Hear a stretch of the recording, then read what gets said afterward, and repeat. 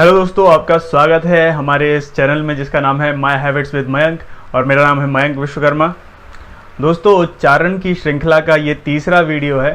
पहले दो वीडियो में हमने उच्चारण की तकनीक और उसके बाद वाले वीडियो में हमने स, श और श को कैसे सुधारा जाए, उनकी तकनीक क्या होती है, उस पर जोर दिया था। अब ये तीसरा वीडियो मैं बनाने जा रहा हूँ और इसमें हम जो हिंदी बोलते हैं उसमें नुक्ते किस तरह से यूज़ होते हैं, कैसे इस्तेमाल किया जाता है, उनकी तकनीक क्या होती है, मुंह के किस हिस्से से बोला जाता है, वो इस पर हम जोर डालेंगे। तो सबसे पहले हम जानते हैं कि नुक्ता होता क्या है। दोस्तों, हिंदी में बहुत सारी बिंदियों का यूज़ किया जाता है। तो जब किसी अक्षर के नीचे बिंदी होती है तो उसको नुक्ता कहा जाता है। ये मुख्यतः का, खा, गा, जा और फा में उपयुक्त होता है और उनका उच्चारण इस एक छोटी बिंदी के कारण अलग हो जाता है। तो उस पर हम डिटेल में बात करेंगे। और हाँ, एक और बात, दो अक्षर और होते हैं, उन पर भी बात करेंगे जिनमें नीचे बिंदी लगती है और उनको बोलने में बहुत सारे लोगों को परेशानी भी होती है। एक ड़ा और एक ढ़ा, तो इन पर भी हम बात करेंगे। तो सबसे पहले बात करते हैं का में जो नुक्ता लगता है उस पर किस तरह से उसकी तकनीक होती है, कैसे उसको बोला जाता है। तो दोस्तों, का बोलने की तकनीक जो होती है उसमें हम क्या करते हैं कि फिर से मानते हैं कि ये हमारा तालू है और ये हमारी जीभ है। तो का में जब हम तालू के पीछे वाले हिस्से में जीभ को टच करते हैं तो का उच्चारण होता है। सिंपल जो सामान्य का होता है उसका उच्चारण होता है। और जब उसमें नुक्ता लगाना होता है तो हम क, ये उसका नुक्ता है, उसका उच्चारण क होता है।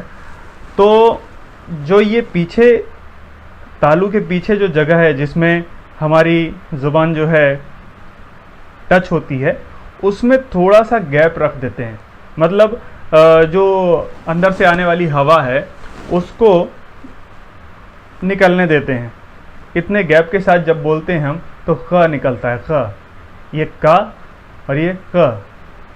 इसी तरह जब हम गा बोलते हैं, गा में नुक्ता लगाते हैं, तो गा में भी जब हम उच्चारण करते हैं तो हमारी जीभ जो है उसका पिछला भाग हमारे तालू के पिछले भाग में टच होता है और जब उसमें थोड़ी सी जगह छोड़कर हम निकालते हैं तो ग निकलता है। सिंपल ग, और थोड़ी सी जगह छोड़ेंगे तो ग। इस तरह से ये का और ग का में नुक्ते का उच्चारण है। इसी तरह खा जो होता है उसमें क्या होता है कि पीछे जो हमारे हलक होती है उसमें जीभ, हमारे जीभ के पीछे वाला जो भाग होता है उसमें हम टच करते हैं तो खा निकलता है, खा। और उसमें भी जब हम थोड़ा सा स्पेस छोड़ देते हैं तो ख निकलता है, ख, ख, ख।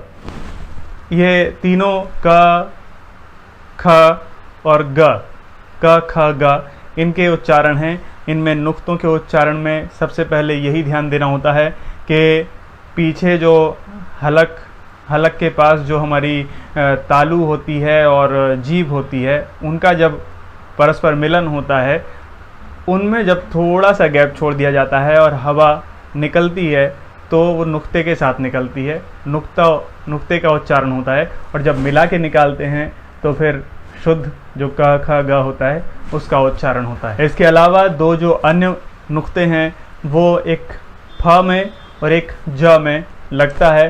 तो इनका मैकेनिज़्म ये है कि जब हम फा की बात करते हैं, जब हम सामान्य फा बोलते हैं तो दोनों होठों को चिपकाकर बोलते हैं तो फा निकलता है, फ।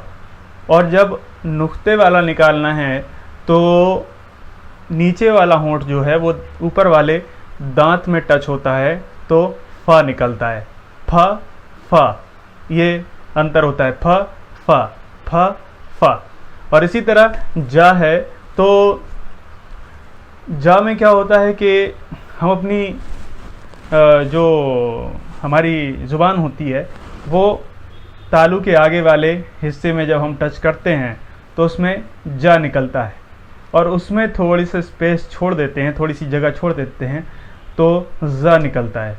थोड़ा सा झनकार का यूज़ करते हैं हम जा, ज, उसमें थोड़ी सी मैंने जगह छोड़ दी है।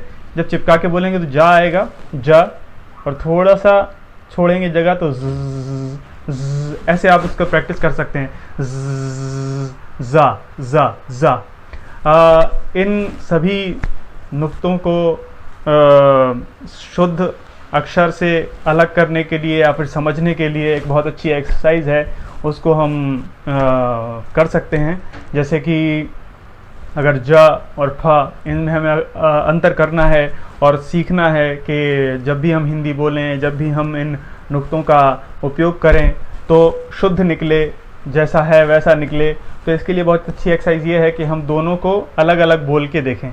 एक बहुत अच्छी एक्सरसाइज ये है, ज ज ज ज ज ज ज ज ज ज ज ज ज ज ज ज ज ज ज, ऐसे फ फ फ फ फ फ फ फ फ फ फ फ फ, इस तरह से सारे नुक्तों को जो है उसके शुद्ध अक्षर और नुक्ते वाले अक्षर मिलाकर हम ऐसे एक एक्सरसाइज कर सकते हैं। दोस्तों, हिंदी वर्णमाला में 2 अक्षर और ऐसे होते हैं जिनको बोलने में बड़ी ही मुश्किल आती है, खासकर उनको जो हिंदी भाषी नहीं है, जो नए नए हिंदी में आ रहे होते हैं, हिंदी को सीख रहे होते हैं, उनको इनको उच्चारित करने में बहुत ही दिक्कत होती है। उन 2 अक्षर हैं ड़ और ढ़। तो इनकी भी तकनीक है, उसके बारे में हम बात करते हैं। तो ड़ और ढ़ जो हैं वो ड और ढ में बिंदी रखने से आए हैं।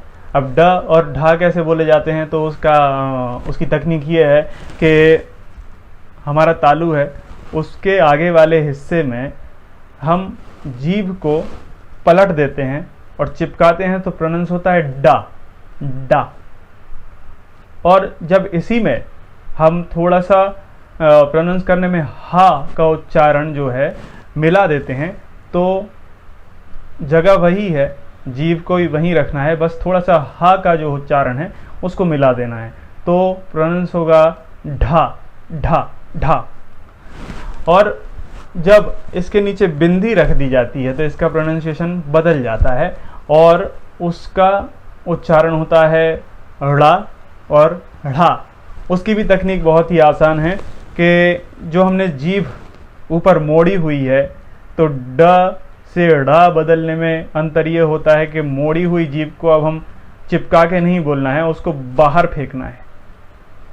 अड़ा, अड़ा, अड़ा। बचपन में हम एक एक्सरसाइज करते थे जो कि ऐसी होती थी, इस तरह की एक्सरसाइज करते थे, इस तरह से हम गाड़ी चलाते थे, है ना। तो ये उसके लिए बहुत अच्छी एक्सरसाइज है।